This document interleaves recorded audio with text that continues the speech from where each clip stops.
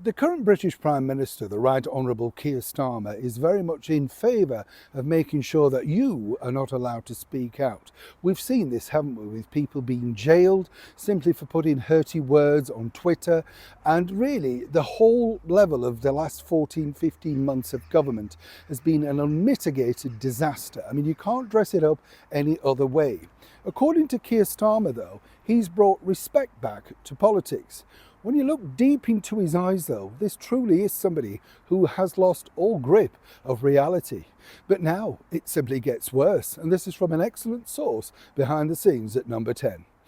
John's, lovely to see you as ever. Welcome back, one and all. And as you can imagine, Number 10 in turmoil now. I think this is the 25th trip that Never Hear Keir has decided to fly away around the world, simply because not dealing with the problems over here in the United Kingdom, leaving that with the, the sort of people behind, whatever you want to call him, the underlings, right?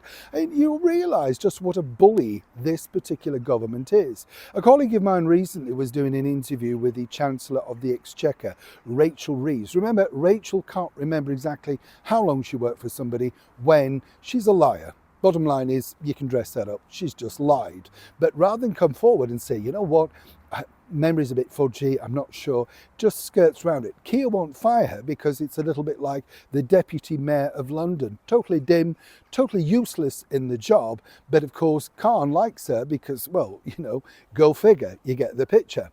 What's interesting though, she told the interviewer, speak to me with some respect. I am the Chancellor of the Exchequer. You might be, sister, but you're no good at the job. Titles mean nothing. Ooh, what have I heard that from before? What's interesting though is this. Over in a latest visit, right, to Johannesburg, well, Keir Starmer had the unfortunate situation of tripping up yet again. If you remember, he's caught tripping up coming out of Downing Street a couple of months back.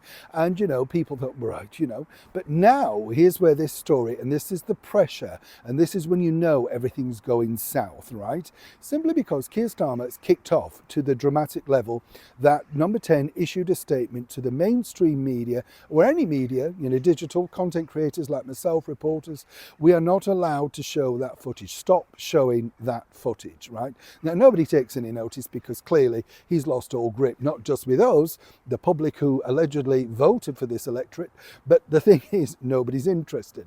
Here's where it gets interesting also, because you see behind the scenes, Keir Starmer is falling apart. He recently sat down with a little watch, Sky News, and their political reporter went in for the kill. Now, things are bad when the reporter goes in for the kill. And the reason why that particular individual did is, well, she's trying to save her job, right? That particular platform very soon is going behind a paywall. And jobs are going, so many things are going. They've got to start fighting back. Even they now cannot defend the indefensible.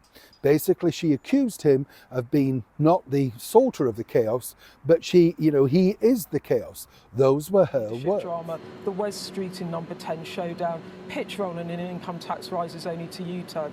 You haven't ended chaos, you are the chaos. Look, every minute that we're not talking about the cost of living is a wasted minute. But this is chaos. But at the same time, we have delivered free childcare for children between 9 months and 4 years. That's a game changer for children when they're in their education, and for parents. Only yesterday we were rolling out the extension of free breakfast clubs. We're freezing prescription charges.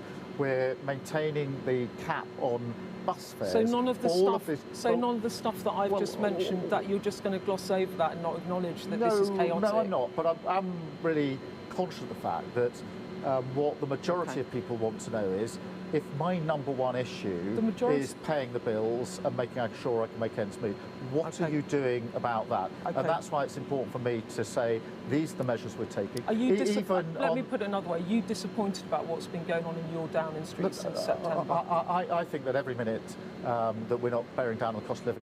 This didn't go down well, with threats behind the scenes of, if you don't basically conform, you won't get on this political rota. This sort of thing. The fact that nobody wants to really sit down with Keir Starmer because clearly it's a tissue of lies from start to finish. I mean, how can you sit there and say honestly that you've brought respect back to politics? The whole thing's falling apart. Your energy minister is putting up electricity so that you are forced to pay more, Yet on the manifesto, you claimed everything was going to be different, change, the adults are in the room.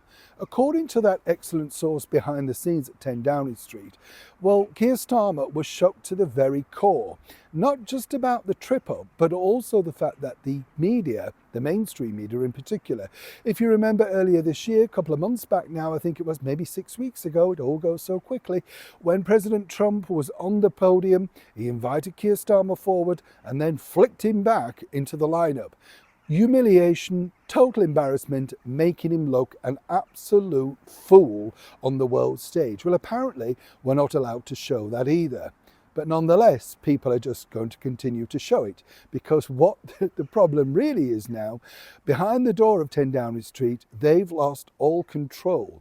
And as I said, when you look at this particular picture of people when they were on the inaugural flight with Keir Starmer, all happy and clappy and all that sort of stuff. And these were the mainstream media journalists that were very happy to lap it up, right? Forget the celebrities that I've told you about, but the likes of, Kay Burley at Sky, the rest of them.